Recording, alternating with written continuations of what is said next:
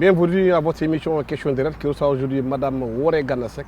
Woré Gana Seck est directrice de Green Sénégal, une ONG qui travaille dans l'environnement, dans l'agriculture. Elle est aussi lauréate du prix Terre de Femmes Afrique qui lui a été décerné à Casablanca au Maroc. Madame Woré Gana Seck est aussi lauréate du prix Oxfam. Madame Woré Gana Seck, au Sénégal, on parle d'environnement. Est-ce que la notion de l'environnement est bien intégrée par les populations sénégalaises? Oui, bien sûr, parce que bon, les populations vivent dans des ressources naturelles. Et qui dit ressources naturelles dit toutes les questions liées à leur économie, leur cadre de vie, leur richesse et leur bien-être. C'est pour ça qu'on ne peut pas dire que les populations du Sénégal n'intègrent pas les questions environnementales dans leur quotidien. Si vous voyez au niveau des villages avant, les villages étaient tout propres. Parce que bon, il n'y avait aucune pollution, les populations vivaient en harmonie avec la nature, n'est-ce pas? Mais de plus en plus, avec l'industrialisation dans les villes, il y a des problèmes qui se posent liés aux produits manufacturés, comme avec tous ces déchets plastiques et autres. Et c'est ça qui pose un peu le problème quand on dit que les populations n'intègrent pas les questions environnementales. Ils l'ont intégré, mais c'est qu'ils ont été rattrapés par l'industrialisation qui a fait que il y a beaucoup de choses à dire, beaucoup de choses à faire sur les questions d'environnement. Mais dans nos pays, quand on parle d'environnement, souvent, pour beaucoup de Sénégalais, c'est un luxe. Non, ce n'est pas un luxe, parce que quelque chose dont dépend la survie même de la population ne peut pas être un luxe. Quand on a commencé il y a 25 ans à parler d'environnement, les gens on disait que c'était des questions de tout bas, alors que non. Les eaux, les couverts végétaux, la terre, n'est-ce pas, les sols, je veux dire, hein, notre cadre de vie, ce n'est pas que les Européens seulement qui doivent bénéficier d'un environnement sain, propre et durable. Nous aussi, on y a droit, donc je ne vois pas pourquoi on considère l'environnement comme un luxe. Dans beaucoup de forats dans le monde et de réunions, on parle de l'environnement, ça semble devenir un enjeu mondial. Pourquoi? Non, c'est devenu un enjeu mondial parce que, bon, si on veut que notre environnement, notre façon de vivre soit durable. Quand on parle de durabilité, c'est quelque chose qui intègre nos besoins aujourd'hui, mais qui prévoit pour le besoin des générations futures. C'est pour ça qu'on parle de durabilité. Et c'est pour ça qu'au niveau mondial, depuis 92 et même avant 92, c'était en 72, n'est-ce pas? La première réunion du sommet de la Terre, c'est en 72. Donc en 92, à Rio, on a parlé de Rio de Janeiro, du sommet de la Terre, mais avant ce sommet de la Terre, déjà en 72, on avait dit qu'il nous fallait réfléchir sur des modes de consommation durables, des modes de consommation qui nous permettent de subvenir à nos besoins, mais de penser aux jeunes, à nos petits-fils qui vont arriver. Oui, mais justement, le sommet de Rio, il y a eu beaucoup d'engagements qui ont été pris concernant justement la pollution, mais beaucoup de pays riches occidentaux ont refusé de suivre le sommet de Rio. Non, au sommet de Rio, il y a eu de grandes conventions. Donc, on n'a pas de 112, mais c'est vraiment en 1992, à Rio de Janeiro, qu'on a mis en place les conventions. La convention du changement climatique, la convention de lutte contre la désertification et la convention sur la diversité biologique. N'est-ce pas? Et de ces trois conventions, il y a certaines qui ont été ratifiées par des pays. Le Sénégal a tout ratifié, mais il y a des pays qui n'ont pas encore ratifié. Bon, parce que si vous parlez de changement climatique, par exemple, les pays industrialisés, ça leur pose parfois problème. Parce que dans la convention, il y a des directives, il y a des sanctions qui sont peut-être données en demandant que les pays réduisent leurs gaz à effet de serre. Et que, bon, par rapport à 1990, par exemple, des pays comme les États-Unis ont refusé. Parce que bon, leur demander de réduire leur gaz à effet de serre, ça veut dire que tout ce qui est non conforme par rapport à l'émission des gaz à effet de serre, il faudrait qu'on puisse les réduire ou bien trouver des moyens d'atténuer, n'est-ce pas, le rejet de ces gaz atmosphériques. Les gaz, c'est le gaz carbonique, ça peut être le méthane, ça peut être d'autres gaz qui sont très toxiques pour la survie de la nature. Et en fait, ces gaz augmentent la température de la Terre, augmentent donc les températures du climat, ce qui amène des répercussions, des impacts négatifs, surtout sur nous, des pays qui sont pauvres ou des pays qui n'ont pas la capacité de s'adapter ou qui n'ont pas de résilience. Mais c'est ça le gros problème pour les pays africains. Des pays comme les États-Unis qui refusent de ratifier certaines conventions de la Convention de Rio, aujourd'hui veulent imposer aux pays africains de réduire l'effet à gaz de serre, alors que dans nos pays, on n'est pas encore atteint l'industrialisation. Oui, on n'a pas atteint l'industrialisation, mais nous disons, bon, nous, les environnementalistes du monde, hein, parce que bon, nous sommes dans des coalitions mondiales, dans les conventions, c'est nous qui faisons le lobby pendant ces grandes réunions de l'environnement. Nous ne polluons pas, d'accord. Les autres ont pollué. C'est le challenge ou la bagarre entre la Chine et les États-Unis. La Chine dit, pourquoi vous nous demandez de réduire nos gaz à effet de serre alors que vous avez pollué des années, des siècles et vous êtes arrivé à un niveau d'industrialisation que nous, pays en voie de développement, nous n'avons pas encore. Mais est-ce que nous, Africains, ou nous, pays en voie de développement, nous devons suivre le modèle européen ou le modèle américain? Non, on ne devrait pas. Eux, ils ont pollué. Et on est arrivé à un état d'augmentation de la température de la Terre. Mais ce qu'il faudrait, c'est qu'on trouve des alternatives. Et les alternatives, c'est aller vers l'économie verte. Ça veut dire ne pas utiliser les énergies fossiles qui polluent. C'est utiliser le pétrole, les gaz qui polluent. Mais utiliser d'autres sources d'énergie qui sont aussi intéressantes, comme le solaire, comme l'énergie marine, comme l'énergie éolienne, qui sont des énergies plus douces, des énergies plus vertes, et qui nous permettent d'avoir le fuel, l'électricité ou autre. Mais justement, c'est ça le paradoxe. Au Sénégal, on parle aujourd'hui de coupure d'électricité, oui, parce qu'on a un problème de courant. On a le soleil 365 jours sur 365. On n'arrive pas à installer une industrie solaire dans nos pays parce que justement, il y a des conventions qui font que les pays ont du mal à accéder à cette technologie-là. Oui, ils ont du mal. C'est pour ça que dans le protocole de Kyoto, c'est le protocole par rapport au changement climatique où on demande la réduction des gaz à effet de serre. Il y a des mécanismes qui demandent le transfert de technologie. Vous êtes un pays riche, vous avez la technologie, comment vous pouvez le faire bénéficier aux pays pauvres pour qu'eux n'arrivent pas à polluer comme eux? Je pense que c'est des discussions, des négociations climatiques qui font qu'on y continue au niveau mondial à le faire. Bon, maintenant, vous avez parlé du solaire. C'est vrai, au Sénégal, il y a plusieurs expériences sur l'utilisation du solaire. Mais c'est des volontés politiques. Il faut que, au niveau du gouvernement, qu'on ait beaucoup plus de coups de franche pour pouvoir s'investir dans la recherche. Bon, les chercheurs du Sénégal l'ont fait. S'investir dans la recherche, mais investir également dans les énergies renouvelables. Éoliennes, biométhane, par exemple, toutes nos ordures qui sont là, qui ne servent à rien. Alors qu'il y a possibilité de le transformer en biogaz et de pouvoir faire de l'électricité avec ce biogaz. Le Mbebe, c'est un gros problème. Est-ce qu'on a déjà pensé à mettre une unité de production de biogaz? Peut-être ça viendra. Voilà. Mais c'est ça le problème fondamental. Vous avez touché du doigt la volonté politique aujourd'hui. On ne peut pas continuer au Sénégal à vivre des affres de coupure d'électricité. On a le soleil, on a Mbebe, on a d'autres structures qui peuvent nous permettre d'avoir de l'énergie éolienne. Est-ce que la volonté politique est là? Bon, la volonté politique y est, mais bon, il y a encore beaucoup à faire. C'est un problème de moyens. On a un pays en voie de développement, mais il faudrait avoir des directives fortes qui font de la rupture, on change. C'est-à-dire, notre économie a été basée sur l'utilisation de l'énergie fossile, mais il y a d'autres formes d'énergie sur lesquelles on pourrait faire des investigations, des recherches, mais aussi utiliser la technologie mondiale qui existe déjà et voilà, mais derrière ça, il y a des enjeux financiers énormes. Les pays qui exportent le pétrole dans nos pays gagnent beaucoup d'argent. Ah oui? Est-ce que nos gouvernements ont une vision assez claire pour justement se concentrer sur ce qu'on peut faire pour nous, pour nos pays, au lieu d'importer du pétrole qui pollue? En tout cas, comme je vous l'ai dit, il faut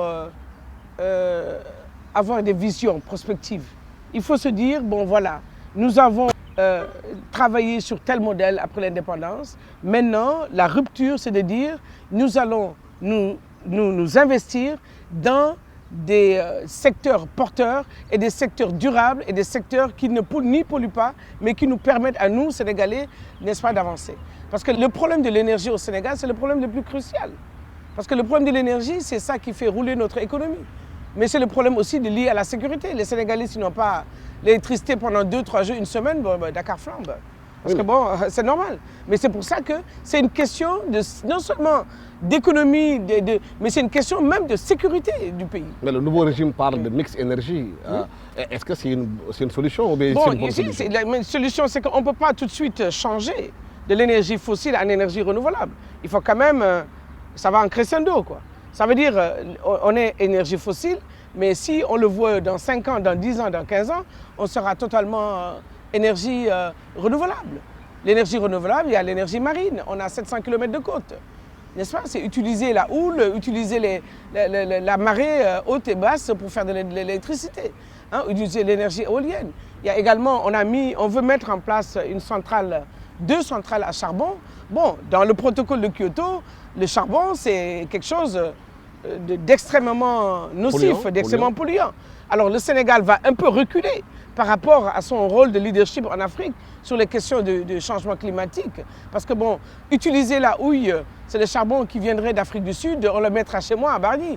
Hein? C'est la houille, mais bon, les études d'impact ont été faites, mais dans le protocole de Kyoto, la houille, c'est quelque chose qui n'est pas banni, mais quelque chose qui est vraiment il y a beaucoup d'inquiétudes par rapport à la centrale de charbon qu'on doit mettre au Sénégal. Oui. Certains estiment que c'est une centrale pour les pauvres. Parce qu'on a parlé de, quand on se rappelle bien, le roman d'Émile Zola, Germinal, le charbon qu'on doit utiliser dans cette centrale, c'était dit que c'est vraiment en bas de gamme. Oui, mais d'accord.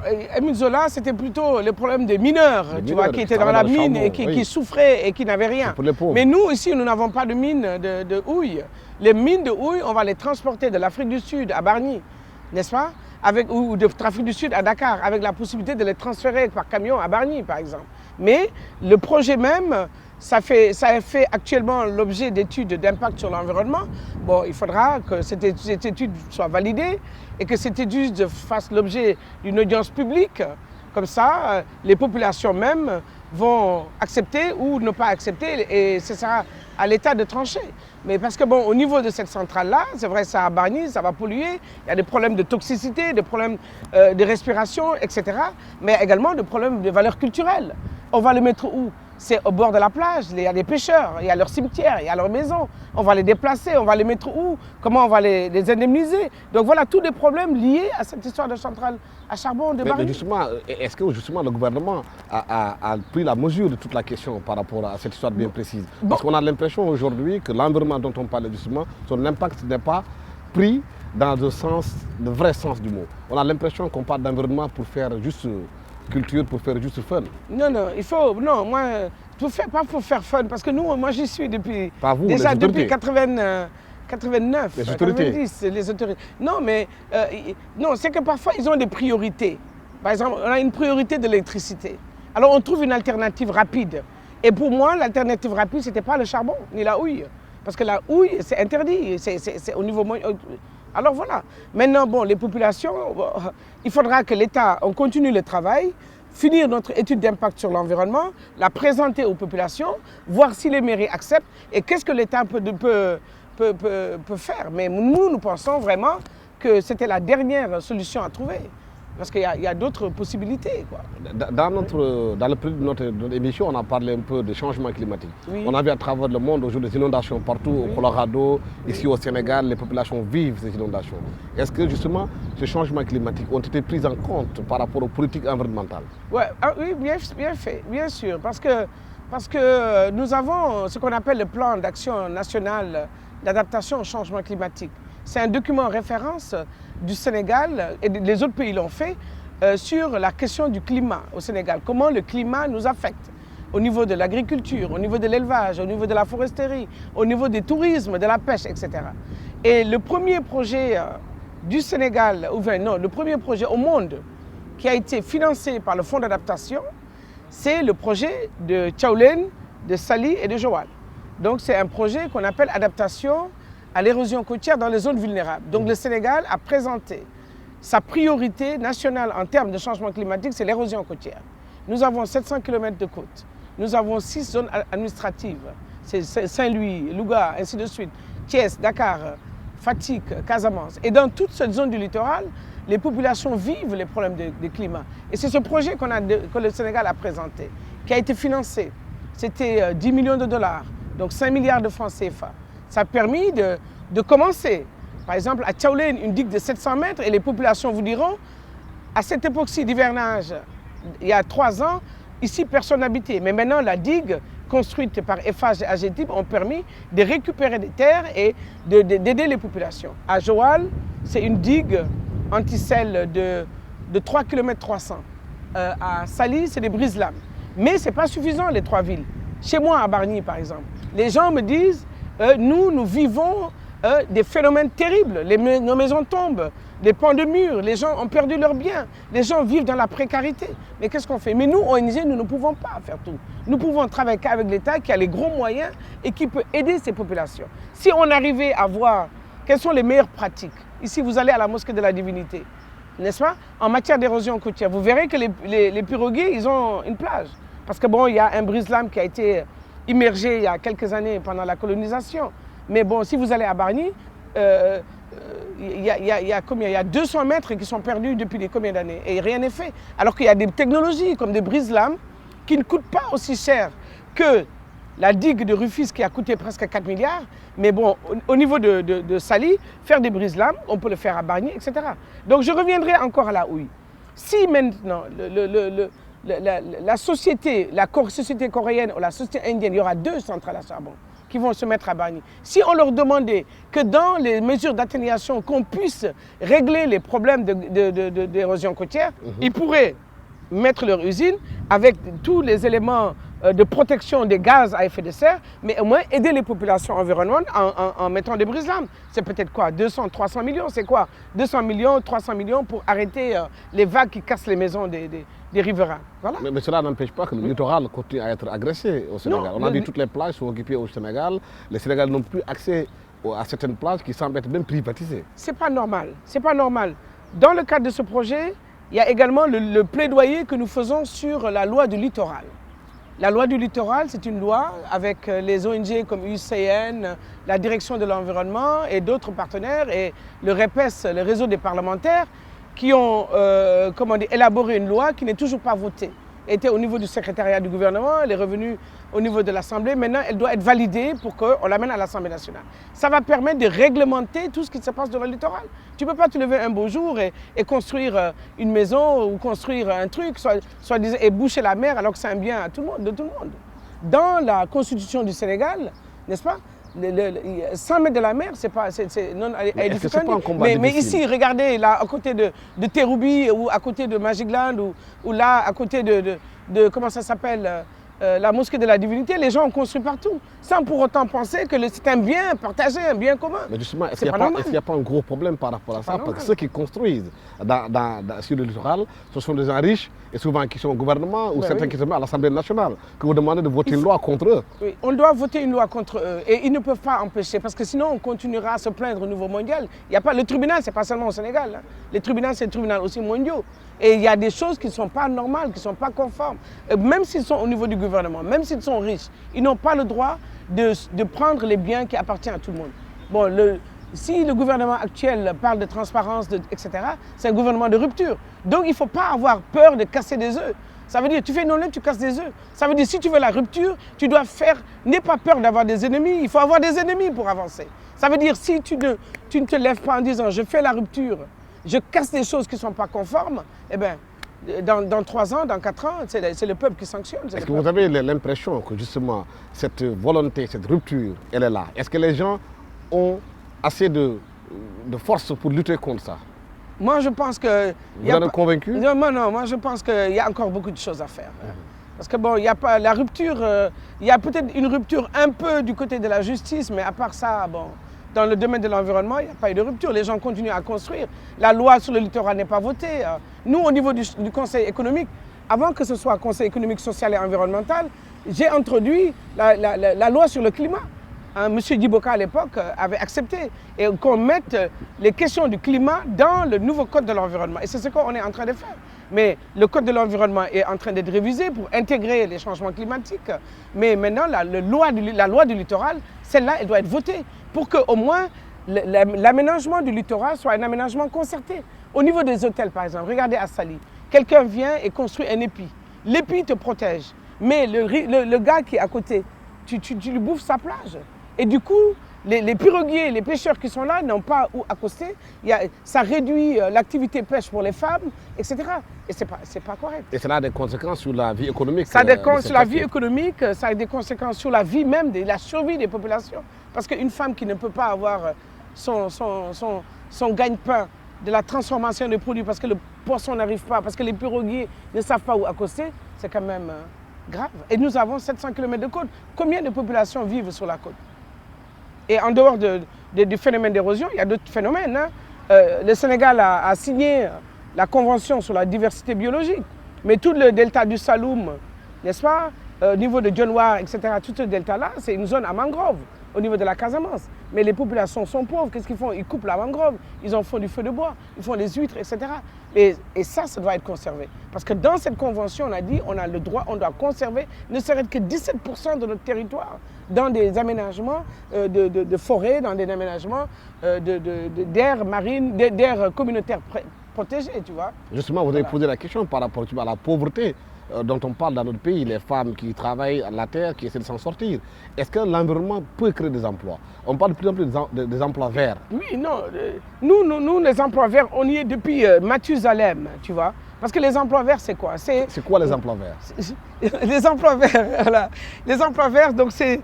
on en a parlé à Rio Plus 20. Les emplois verts, c'est des emplois qui pensent également, qui ont en arrière, comment dire, les questions climatiques, les questions liées à l'environnement. Mais nous, au Sénégal, nous n'avons pas pollué énormément.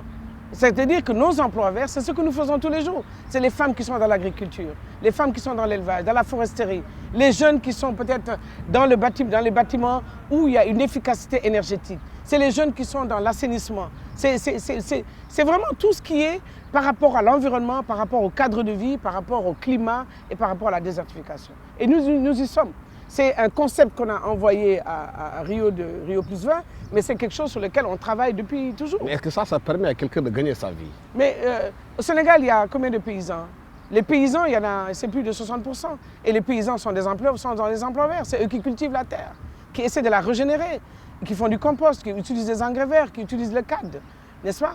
Qui cultivent l'arachide, le mil, le riz, les femmes qui font les maraîchages, etc. Ça, c'est une partie des emplois verts. Et nous y sommes, parce que 60% de la population du Sénégal travaille dans l'emploi agricole, qui sont les emplois verts. Mais il y a encore des choses à dire dans l'agriculture, vous me direz. Et les jeunes Sénégalais, par exemple, qui sortent de l'université, ils veulent travailler dans l'environnement, ils cherchent un emploi vert. Ils doivent faire quoi? Non, les jeunes, ils ne cherchent pas toujours les emplois verts. Hein. Parce que bon, ils finissent l'université, ça c'est une infime partie. Il y a combien d'enfants qui vont au jardin d'enfants ou à l'école primaire et qui arrivent à l'université? Une infime partie. Mais en dehors de tout ça, il y a tous les rebuts de l'école. Tous ces enfants qui finissent le brevet ou qui n'ont pas fini l'entrée en 6e et qui sont là, qui chôment, qui ne font rien. C'est ces gens-là qu'on parle. Comment les mettre ensemble, les organiser en coopérative, leur donner de la terre et que la terre leur appartienne. Donc là, on reviendra sur la réforme au niveau foncier. Comment on va distribuer les terres pour que les populations puissent se fixer et travailler et gagner leur survie, n'est-ce pas? Mais bon, ne pas laisser tout le monde venir à Dakar dans l'exode. Parce que Dakar n'est pas durable. Dakar n'est pas durable parce que nous sommes combien de millions d'habitants? 4 pour que millions? les gens ne viennent pas à Dakar, Madame Seck, il faudrait qu'on retrouve des moyens de cultiver la terre. Il faudrait que les terres soient aménagées pour qu'ils puissent cultiver. Vous avez la raison. vallée du fleuve Sénégal, Abdou Diouf en avait parlé, ça peut être la Californie du Sénégal. Oui. 240 000 hectares où les gens n'arrivent pas à travailler. Les jeunes sont là parce qu'ils n'ont pas de travail. Est-ce que la volonté politique est là pour créer justement cet aménagement pour permettre à ces jeunes de trouver du travail? Il y a une volonté politique, certes, parce que si vous voyez les aménagements qui ont été faits par la SAED, les aménagements par le PDMAS, il y a un nouveau projet Beidunde, il y a d'autres projets japonais, etc., au niveau du fleuve. Mais c'est que, même si on a créé ces investissements-là, qui sont des investissements structurants, conséquents, avec beaucoup de milliards, de l'autre côté, on n'a pas valorisé l'emploi agricole. Pourquoi? En disant que l'emploi agricole peut te permettre de subvenir à tes besoins et on doit revaloriser la fonction de paysan, la fonction de producteur agricole. Et pour pousser ces jeunes qui sont là au niveau de Dakar, qui sont tous commerçants dans les rues, qui vendent des produits qui sont importés, manufacturés en Chine, ces gens-là doivent pouvoir aller et leur donner des schémas clairs en leur disant voilà un compte d'exploitation. Tu as 1 hectare de riz. Tu payes autant de francs, 300 francs la semence. Quand tu as fini, le paddy, tu le vends à 9 000 francs.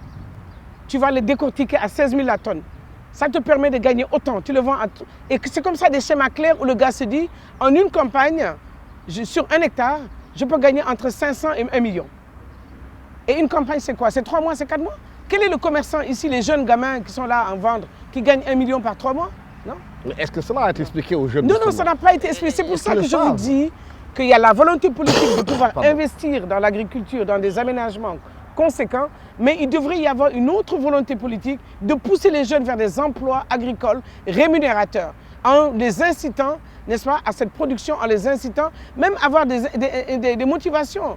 Des motivations pour réduire des impôts, des motivations pour tel, pour permettre de booster l'économie rurale.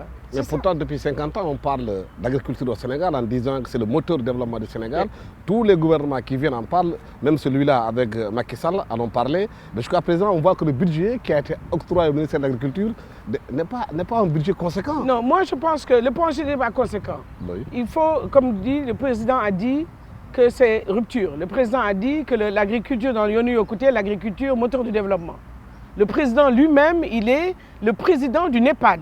Donc ça veut dire au niveau de NEPAD, moi j'ai été pendant longtemps membre de Terre Africa, qui était le plus grand projet de la Banque mondiale et de tous ces États africains sur la gestion durable des terres.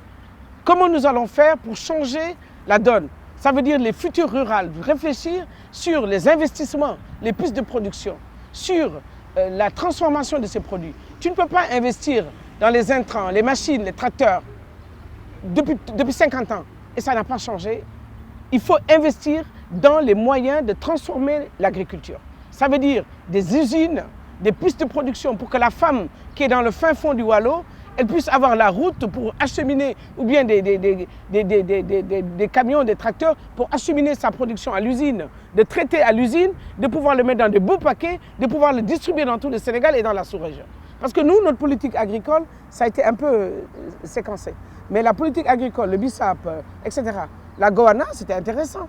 Il y a eu quand même des avancées parce qu'on a commencé la Goana en disant bon, il nous faut atteindre l'autosuffisance en riz, 1 200 000 tonnes en 2012. On n'y est pas encore arrivé, mais quand même, il y a eu des changements. Mais justement, c'est ça le mal du Sénégal. C'est ça. Chaque gouvernement qui vient aujourd'hui change complètement la donne, c'est pas bon. veut recommander de nouvelles politiques, ne suit pas ce qui a été fait. Mais depuis 50 ans, il n'y a pas eu de bilan de la politique agricole du Sénégal pour savoir où est-ce qu'on a fauté, où est-ce que ça n'a pas marché et comment faire pour avancer les choses. C'est pas bon de changer tout le temps. Parce que bon, je pense même que parfois les gouvernements ils ne respectent pas les chercheurs, ils ne respectent pas les fonctionnaires de l'État qui sont là et qui ne bougent pas. Un gouvernement change, mais le fonctionnaire n'a pas changé. C'est toujours les mêmes fonctionnaires de l'agriculture qui étaient avec Abdou Diouf, Senghor, Abdoulaye Wade et Macky Sall. Donc il faudrait qu'on puisse faire l'évaluation de nos politiques. De dire que bon, la Goana, il y a certaines choses qui ont marché, on va le prendre dans le Yonu-Yokouté et on va le prendre, etc.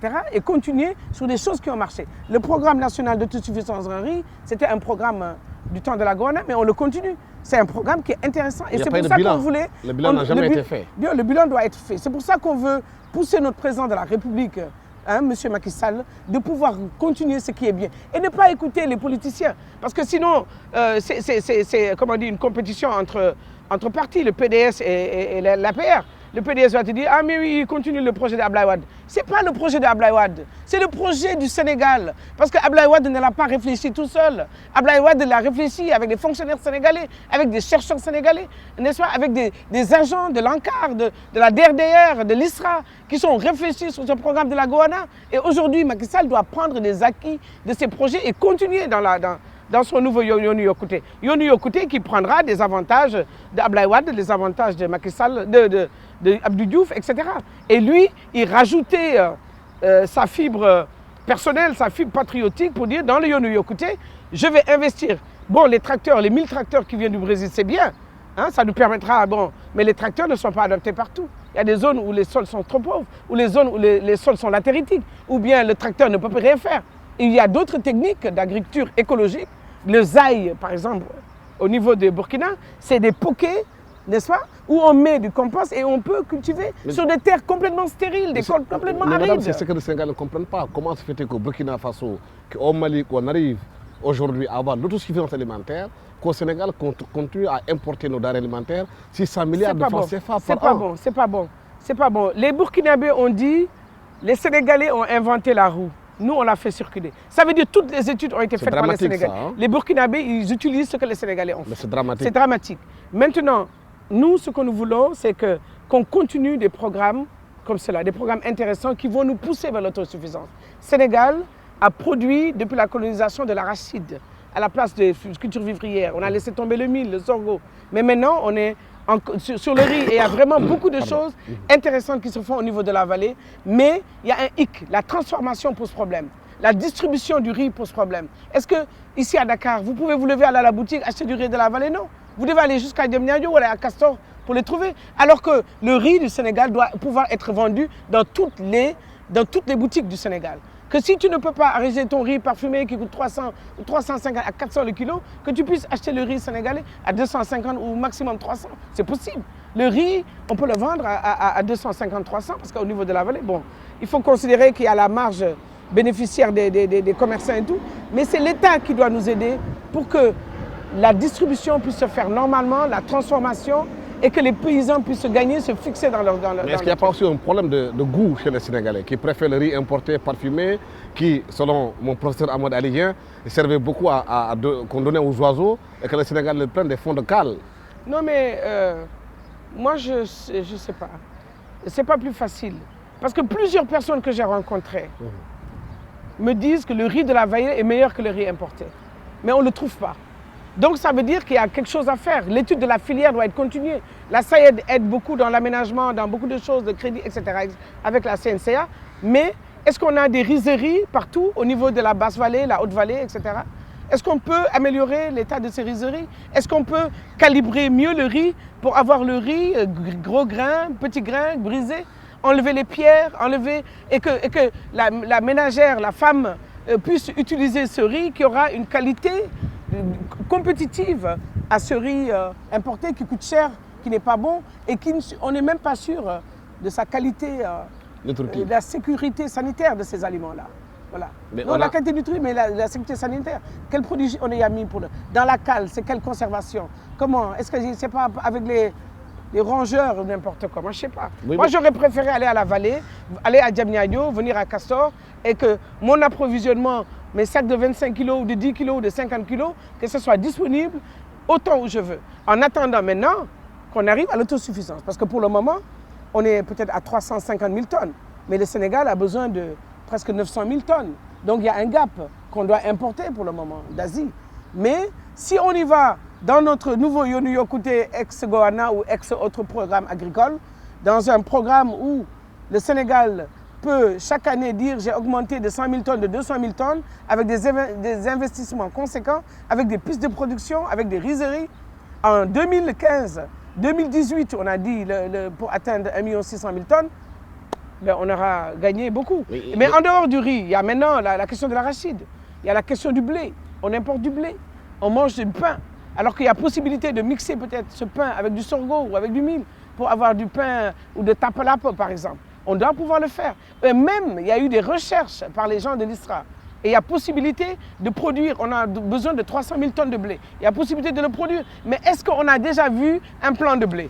Moi-même, bon, je suis dans le domaine de l'agriculture. Je travaille avec l'ISRA, mais je n'ai jamais vu un plan de blé. Alors qu'on devrait commencer par des tests. Ne serait-ce que faire importer des semences du Maroc, commencer le blé sur des terres chez vous, à Canel ou n'importe. Mais justement, Madame Seck, le problème fondamental aujourd'hui au Sénégal, c'est qu'on a beaucoup parlé. Mais le débat, c'est la mise en œuvre. Beaucoup se posent des questions. Le problème de la mise en œuvre, les projets sont là. Mais quand il s'agit de les mettre en œuvre, de l'action, il y a un problème. Pourquoi? Je ne sais pas, parce que chacun veut changer. Chacun veut venir et dire que l'autre, ce qu'il a fait, c'est mauvais. Alors que c'est les mêmes chercheurs qui sont là. C'est les mêmes techniciens. Il faudrait qu'on fasse les assises de l'agriculture du Sénégal et de dénoncer les choses qui ne vont pas et d'aller vers une piste qui est la piste sénégalaise de l'agriculture. Et nous ne sommes pas seulement sénégalais, nous sommes aussi ouest-africains.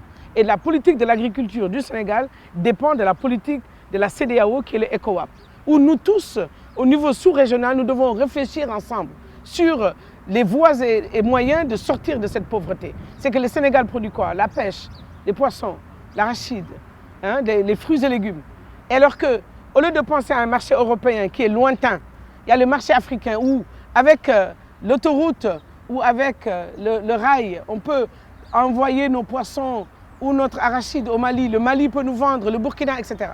Donc, on n'a pas pensé à cette intégration régionale. Et l'intégration régionale, ça ne doit pas être le slogan de la CEDEAO, ça doit être effectif. Ce n'est pas l'échec de la CEDEAO. C'est ça. Là, c'est grand fora, on parle beaucoup, oui, on est dans les hôtels, on fait des séminaires. Mais les résultats, c'est quoi depuis plus de 30 ans? Donc, nous, c'est ça. La politique commune de la CEDEAO, on nous a demandé de faire le programme national d'investissement agricole. On y est, le programme d'investissement agricole, mais bon, ça... Parce qu'il n'y a pas de volonté politique, c'est ça? Non, il y a une volonté politique, mais bon, c'est une volonté qui doit... Nous, on a besoin d'une volonté rigoureuse, une volonté ardue, une volonté où tu n'as pas peur d'avoir des ennemis, où tu changes les choses, tu fais une rupture et tu avances. Mais pourtant, au Burkina Faso, il y avait eu Thomas Sankara qui a changé beaucoup de choses au Burkina, avec même le Faso Dani, qui a permis au Burkina d'être fiers de ce qu'ils sont. Et dans nos pays, est-ce que ce leadership est là? Le slogan de Thomas Sankara, c'était « Nous mangeons ce que nous produisons ». Et c'était bon. Nous, au Sénégal, nous mangeons ce que nous ne produisons pas. Par exemple, l'arachide, nous produisons l'arachide, mais est-ce qu'on la mange? Non.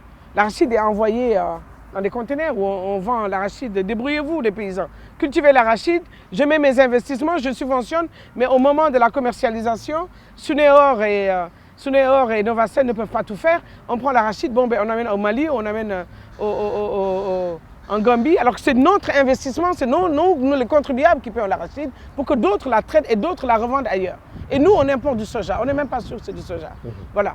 Et c'est le soja qu'on mange, alors que nous avons la meilleure huile qui est l'arachide, mais nous n'avons pas d'industrie pour traiter notre arachide, bon sang. Ça veut dire que nous devons avoir des industries qui traitent ce que nous produisons, c'est l'arachide. Et c'est la première huile que le Sénégal doit manger, c'est l'arachide. Mais Suneor ne prend combien de tonnes? 300 000 tonnes. Mais où sont les 800 autres 1000 tonnes que les paysans produisent? Elles sont où? Bon, peut-être que certains vont faire de racal ou faire... Mais c'est ce qui est aberrant. Nous ne pouvons pas subventionner notre agriculture pour que ça aide l'agriculture de la Chine, que la Chine exporte notre arachide. Ça doit être traité ici au Sénégal, au niveau de Touba, au niveau de Diourbel, au niveau de Fatick, au niveau de Kaolack. Faites des usines, même si c'est des micro-usines. Des micro-usines où on prendrait la matière première huile, qu'on enverrait dans une grande usine, qui la traiterait, qui la mettrait en bouteille ou qui la mettrait en mousse pour le ninal des femmes, les petits sachets. Quoi. Mais il y a un paradoxe fondamental. Quand vous quittez par exemple Touba, vous passez par Dara Linguère, pour aller jusqu'à Ourossogui, les vastes étendues de terre sont là, inoccupées. Vous trouvez pratiquement toutes les espèces végétales qui sont là-bas. Et tous les animaux, des hyènes, vous les rencontrez, des lapins sauvages. Mais c'est des terres qui ne sont pas exploitées aujourd'hui au Sénégal. Alors que notre pays continue à importer encore. Ouais, d'accord. Je viens du Japon. Il y a un Japonais qui m'a dit, je suis venu au Sénégal, mais il y a beaucoup de rien. C'est quoi? Des espaces vides où il n'y a rien. Je dis, ouais, d'accord, on va y arriver. Mais les hyènes, les animaux sauvages, c'est important. Parce qu'il y va de la biodiversité. Et nous avons signé la Convention de la diversité. Donc, de la même façon, nous devons avoir des terres agricoles. De la même façon, nous devons avoir des aires communautaires protégées, où nous permet d'avoir la biodiversité, d'avoir ces hyènes, ces gazelles, n'est-ce pas, d'avoir des tortues, d'avoir des oiseaux. Nous avons des parcs qui sont de patrimoine mondiaux, comme le Djoudj, comme le delta du Saloum, où les oiseaux du monde arrivent au Sénégal. Et nous avons signé des conventions pour ça. Mais dans ces terres-là que vous dites, en dehors de tout ce qui est biodiversité avec les animaux sauvages, il y a possibilité de faire la réforme, que ces terres qu'on leur donne à des gens, qu'ils puissent investir, qu'ils puissent cultiver, qu'on déplace les jeunes, qu'on met des centres de formation, des centres de production où les jeunes peuvent être fixés. Mais tout ça, ce n'est pas nous, ONG, qui le faisons. C'est l'État du Sénégal. C'est Macky Sall qui doit dire... Mais est-ce qu'il y a une volonté politique? Justement, on a vu que Maître Doudou Ndoye, qui était président de la commission de la réforme foncière, qui a suspendu ses activités en disant qu'il n'arrive pas à avoir les moyens pour mener à bien cette réforme. Non, mais je pense que bon, il ne faut pas aussi être pressé. Bon, les moyens, bon, c'est vrai qu'il faut des moyens pour pouvoir circuler. Mais bon, d'emblée, on ne rejette pas une aussi importante initiative. Il discute avec le président de la République, c'est son ami, il discute avec le ministère des Finances. On essaie de lui donner un budget de fonctionnement pour démarrer. Mais il n'a pas le budget, oui, mais le budget, il faut qu'on le trouve, il faut qu'on le lui donne. Et bon, un budget, bon, mais il faudrait aussi ne pas en faire comme une chasse gardée. Parce que bon, la réforme foncière, ce n'est pas un groupe de personnes qui doivent réfléchir. La réforme foncière, il faut aller partout, dans les communautés rurales, n'est-ce pas, dans les régions. Et après, au niveau central. Mais ça devra commencer par les communautés rurales, en premier les villages, les communautés rurales, ainsi de suite. Les gens du CNCR, nos collègues du CNCR, ils ont créé ce qu'on appelle le cadre de concertation des ruraux. Mais au niveau local, ils ont créé le CLCOP, donc c'est des cadres locaux de concertation des OP. Ça veut dire qu'au niveau de chaque entité, communauté rurale, il y a un groupe du CLCOP où les gens peuvent décider de la politique dans leur zone, et ainsi de suite, et faire remonter les informations. Et ces CLCOP-là, il faudrait les utiliser. Par exemple, Macky Sall a dit on va avoir 1000 tracteurs. Mais les 1000 tracteurs, on va donner à qui? Il ne faut pas faire du temps de l'ancien régime, où les tracteurs, on les donne à Pierre-Paul Jacques, où les ministres ont eu des tracteurs, ils ne cultivent même pas, ils ne savent même pas ce que c'est la semence. Les tracteurs, si on les amène, on les donne à chaque communauté rurale. C'est là-bas l'inquiétude. On les donne à chaque CLCOP pour que le tracteur puisse bénéficier aux paysans qui en ont besoin. Mais pas aux ministres qui maintenant, après la défaite du régime, il loue son tracteur pour avoir 50 000 hectares. C'est d'abord l'inquiétude des Sénégalais que ces tracteurs-là n'en profitent au d'en haut. Aujourd'hui, par rapport aux semences, aujourd'hui, on a constaté que les semences dans les régions aujourd'hui, on a constaté que ce sont les marabouts qui sont accaparés des semences. Macky Sall, il avait dit, l'excellence Macky Sall, dans mon village, on l'appelle Aladji Macky Sall, parce que les pêcheurs lui ont dit Aladji Macky Sall, c'est plus durable que le président Macky Sall. Mais nous voulons une rupture. Ça veut dire que ces tracteurs-là, il faut qu'on se concerte. Les tracteurs, on ne va pas donner à X, Y, Z, Pierre-Paul Jacques. Le tracteur doit revenir à la communauté rurale. Ce ne sera pas pour le président de la communauté rurale, ce sera pour le CLCOP. C'est un groupe de personnes. Et que tous les 2 ans, avec le sous-préfet et avec le gouverneur, qu'on puisse être sûr que le tracteur qui a été livré par Macky Sall à la communauté rurale est encore là-bas, il construit, il travaille et avec des royalties pour l'amortissement. Parce que bon, il ne va pas remettre un tracteur et dans 3 ans, on va me dire la pièce détachée. C'est toi-même qui gères ton tracteur, qui en fait une micro-entreprise. Le paysan qui en a besoin, un prix forfaitaire qui nous permet d'amortir ces tracteurs. Mais les tracteurs, on ne va pas les distribuer aux politiciens ni aux marabouts. On va les distribuer normalement à la communauté rurale ou les paysans qui en ont besoin. Mais comment le faire dans nos pays où pratiquement ceux qui sont au gouvernement pensent beaucoup plus à un second mandat, à un autre mandat, qu'à penser réellement à faire avancer les choses? Il ne faut pas penser à un second mandat. Il faut penser au mandat actuel et faire des ruptures, des choses fracassantes, se faire des amis, mais aussi vous aurez encore beaucoup plus d'ennemis. Beaucoup plus d'amis. Vous aurez des ennemis, mais vous aurez beaucoup plus d'amis. Parce que des quelques personnes qui seront fâchées, mais il y en a des milliers qui seront avec vous parce qu'ils auront vu que vous avez été juste et équitable. Et c'est cette justice et cette équité qu'il faut promouvoir dans ce nouveau gouvernement. Mais un deuxième mandat, c'est quoi? Même si tu rates les prochaines élections, tu es jeune, tu as encore la capacité de venir parce qu'on pourra évaluer ce que tu as fait. Mais si au bout de 5 ans, tu as peur de fracasser la baraque, il faut la fracasser pour que les choses changent et que le Sénégal... Et alors, ce que je ne comprends pas, c'est que souvent, c'est seulement les politiciens qui ont droit qui parlent. Alors qu'il y a des multitudes de... Moi, je vous donne la parole. Non, tu me donnes la parole, d'accord. Moi, je parle toujours, même si on ne me la donne pas, je parle. Et je me bats. Parce que j'ai une carapace de crocodile, je me bats. Ça fait 25 ans que je suis dans le domaine rural et de l'environnement. Mais il y a des multitudes de fonctionnaires internationaux, une multitude de chercheurs, une multitude de gens compétents, des amis du Sénégal, les gens qui aiment les Sénégalais qui aiment le Sénégal et qui sont là. Et ces gens-là, ils sont...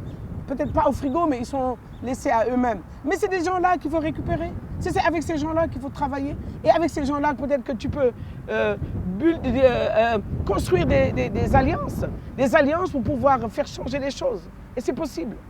Est-ce qu'aujourd'hui les Sénégalais sont prêts à ce changement? Parce que les politiciens, comme vous l'avez dit tout à l'heure, ils sont plus dans les calculs politiciens, dans des calculs justement de second mandat ou bien de se faire réélire, que de dire réellement les choses telles qu'elles sont. Les compétences sont laissées en rade.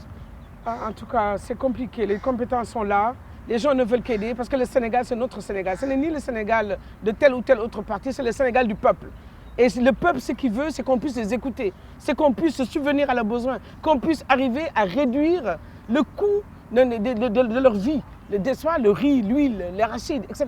Comment on va faire pour booster l'économie du Sénégal? Comment on va faire pour faire avoir l'énergie? Le second mandat viendra. Et le second mandat ne viendra que des résultats que tu auras pour le premier mandat. Si tu n'as pas le résultat pour le premier mandat, tu ne peux pas espérer avoir un deuxième. Donc c'est pour ça qu'il faut faire des choses inouïes, quoi. Est-ce que Madame Woré-Seck, vous pensez que dans ce pays, les Sénégalais sont prêts au travail? Parce qu'on constate aujourd'hui, nous sommes l'un des rares pays au monde où il y a des grandes places partout.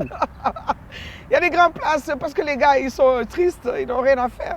Et que c'est la grande place qui te permet peut-être d'échanger avec l'autre. Il ne faut pas déplorer nos grandes places. Bon, c'est notre culture. On vient, on cause. Quand tu es triste, tu restes à la maison, tout ça. En Europe, les gens se morfondent, ils se suicident. Mais comment faire pour capitaliser ces énergies? Nous, nos grandes places permettent d'échanger, de discuter, d'avoir une dynamique sociale, une dynamique sociétale au niveau du groupe.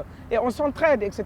Mais ces grandes places, on pourrait les transformer en des choses beaucoup plus productives. Les grandes places qui pourraient servir de coopératives, des ASC, des jeunes, où on essaie de créer des emplois, on essaie de créer des choses qui peuvent booster l'économie, même quand tu es retraité. On est retraité à quel âge? 58 ans. À 58 ans, on est encore jeune. Donc il y a possibilité que même on puisse les réutiliser avec leurs connaissances, leur expertise, leur expérience. C'est normal. Mais les grandes places, c'est quand même, comment dire, un groupe pour la thérapie de groupe, quoi. Parce que bon, sinon tu es seul, tu te morfonds, alors que dans de grandes places, ton copain va te dire, mon boy, non, graoul, quoi, dis là-bas. Mais est-ce que dans un pays, est-ce qu'on peut faire travailler un pays où tout le monde attend tout de l'État? Non, on ne peut pas attendre tout de l'État. On ne peut pas, parce que l'État n'a pas la possibilité de faire tout. Vous avez vu comme ça a changé, les jeunes. Ici, l'informel recrute combien de personnes? L'informel recrute plus que l'État. L'informel recrute plus, donc on n'attend pas l'État. Mais est-ce qu'il n'a pas besoin d'encadrer, d'être aidé, d'être soutenu? Voilà, c'est ça la solution. Qu'est-ce qu'il faut faire? Aider à propos des taxes, les postes de production, les industries, la création des coopératives, l'étude des filières, etc. C'est comme ça que l'État peut aider l'informel à booster l'informel et que l'informel soit porteur, créateur d'emplois. Et c'est l'informel qui crée les emplois au Sénégal. Mais si on regarde aujourd'hui la place bancaire au Sénégal, 95% des banques qui sont là, c'est des banques avec des devises étrangères, mais des banques étrangères. Il n'y a pas encore une banque nationale pour aider l'économie nationale. On a mis en place la BN2, on parle du fonds 6 et du fonds JIP. Est-ce que ces projets, vous pensez que c'est des projets qui peuvent aujourd'hui soutenir l'économie sénégalaise? Non, c'est des projets qui sont porteurs, mais bon, comme ça vient de démarrer, bon, nous on a eu avec la CNCA une longue expérience où les paysans ont fait l'advocacy jusqu'à ce qu'on réduise les taux d'intérêt. Il faudra voir les taux d'intérêt porteurs. Par exemple, si tu veux investir dans la croissance, il faut voir également, bon, c'est des banques, hein, ils ont besoin aussi d'intérêts rémunérateurs, mais il faut les faire pour que ça ne laisse pas ou que ça n'assiste pas. Parce que les banques sont sur liquide, mais ils ne financent pas le développement au Sénégal. Oui, ils ne financent pas le développement. Ils peuvent te financer du commerce ou des buildings. C'est bien beau, mais nous, on a besoin d'un financement de l'agriculture, un financement de l'élevage, un financement de la foresterie. Vous avez parlé des grands espaces, par exemple. Dans l'élevage, nous, on utilise aussi beaucoup de produits importés pour l'élevage, alors qu'il y a moyen d'ensemencer des prairies. Aux États-Unis, en Arizona, où j'ai vécu pendant 3 ans, c'est des hélicoptères de l'armée qui prennent les semences et qui ensemencent les prairies. Et on pourrait le faire avant l'hivernage. Des hectares et des hectares pourraient être ensemencés. On ferait la fenaison, on garde, comment dire,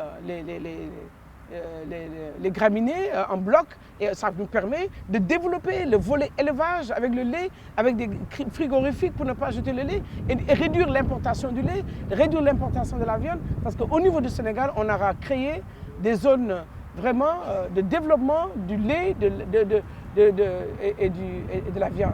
Dans d'autres zones, c'est le riz. Comment faire pour la vallée, la distribution du riz. Dans la Niaï, comment faire pour les produits, comment dirais-je, maraîchers, n'est-ce pas? Dans la petite côte, les produits de poissons. En Casamance, ce n'est pas la même superficie que la vallée, mais à la Lambé, produit quand même sur, je ne sais pas, peut-être 3000 hectares. Mais pourtant, selon nos informations, le Sénégal a acquis 2 avions qui sont là garés, qui peuvent faire ce travail-là, oui, mais qui ne sont pas utilisés. Oui, mais il faudrait qu'on sache où ça se trouve et que les militaires, les pilotes de l'armée, là, nous aident pendant les périodes-là d'utiliser ces hélicoptères-là pour pouvoir ensemencer les prairies, pour vous booster l'élevage. Parce qu'ici, dans notre culture, au Sénégal, on ne cultive pas l'herbe. Hein. Dans les grandes exploitations agricoles américaines ou autres, on cultive le fourrage. Au Sénégal, qui cultive le fourrage? Il n'y en a presque pas. Alors que le fourrage, on doit le cultiver. Le sorgho, hein, c'est fourragé, le mil, n'est-ce pas? Le niébé fourragé et d'autres graminées qu'on pourrait cultiver pour booster l'économie de l'élevage. Et ce n'est pas fait. Et ces avions-là pourraient servir à ensemencer les prairies. C'est fait ailleurs, pourquoi pas chez nous, quoi. Il y a M. Abdoulaye Seck qui a été nommé ministre de l'Agriculture, qui gérait Africa Rice. Oui. Est-ce que vous pensez que lui, ayant cette expérience-là, il peut faire quelque chose? Non, c'est un grand monsieur, monsieur Abdoulaye Seck. Donc il a été directeur de l'ISRA, il a été directeur scientifique Africa Rice. D'ailleurs, nous avons un Africa Rice ici à Richard Toll ou à Saint-Louis, à Ndiaye, là. Et lui, c'est un expert de l'économie agricole. Et nous espérons qu'avec toute son expérience et expertise, il sera assez ouvert pour aller vers une agriculture durable, une agriculture intelligente qui se soucie des changements climatiques, qui se soucie de la ressource, de l'énergie qu'on pourrait utiliser dans cette agriculture et aller vers l'avant. Aller vers l'avant, c'est évaluer ce qui a été fait et me dire je n'ai pas à attendre, j'ai besoin des résultats. Dans un an, il faut qu'on sente la différence. Est-ce qu'il faut Parce commencer? qu'il est du Sérail, lui, il connaît, il a été, il a été directeur, il a été conseiller technique du Premier ministre. Donc, qu'est-ce qu'il lui reste à faire, c'est que de prendre, comme il a dit, de mutualiser les expériences et la matière grise des Sénégalais pour qu'on aille de l'avant dans l'agriculture. Est-ce que vous pensez qu'il a assez de moyens politiques pour le faire? Les moyens, c'est lui, si c'est un bon négociateur, les gens lui disent d'être bon négociateur. Si c'est un bon négociateur, il doit aller négocier avec son ministre des Finances, avec son Premier ministre, sa Premier ministre, pour que le volet agriculture, puisque c'est le levier du développement dans le Yognou-Yokouté, que dans le levier du développement, qu'il y ait une motivation supérieure pour nous permettre dans un an, n'est-ce pas, d'avoir des bons résultats. Et c'est en ayant des... Parce que le grand nombre, c'est dans l'agriculture. Le grand nombre, dont dit Macky Sall, c'est dans la pêche, dans la foresterie. Et pour que ce grand nombre-là soit de ton côté, il faut avoir des investissements conséquents pour ce grand nombre. Et ce sont les paysans et les pêcheurs. Mais est-ce qu'il faut passer d'abord par les assises de l'agriculture, comme vous l'avez dit tout à l'heure? On y passera parce que bon, quand tu viens, tu estimes que la politique de l'autre n'était pas bonne. Ou bien même si tu as le courage de continuer la politique de l'autre, l'autre partie te dira, bon, il ne fait que continuer la politique d'Ablaouad. Mais ce n'est pas la politique d'Ablaouad. C'est la politique du Sénégal en matière d'agriculture. Et c'est ça que le président de la République devrait comprendre et faire fi de toutes les considérations politiques et de dire c'est l'agriculture du Sénégal, c'est l'agriculture de l'Ouest africain. Je suis président du NEPAD. Dans la présence du NEPAD, je veux que ça change. Les 10% de Maputo dont on a dit, je veux que le Sénégal soit à 20%, que le Sénégal soit un champion de l'agriculture, surtout que c'est lui qui assure la présidence du NEPAD. Et le NEPAD qui parle de gestion des terres, le NEPAD qui parle des futurs rurales, le NEPAD qui parle du ECOWAP et des autres des autres groupes de l'Afrique. Il y a 5 grands groupes. Nous étions avec Woré Ganasek, directrice de Green Sénégal, pour discuter et échanger des questions importantes de développement du pays, de l'environnement et de l'agriculture, des questions essentielles pour tout pays qui veut s'en sortir. Merci de nous avoir reçus chez vous.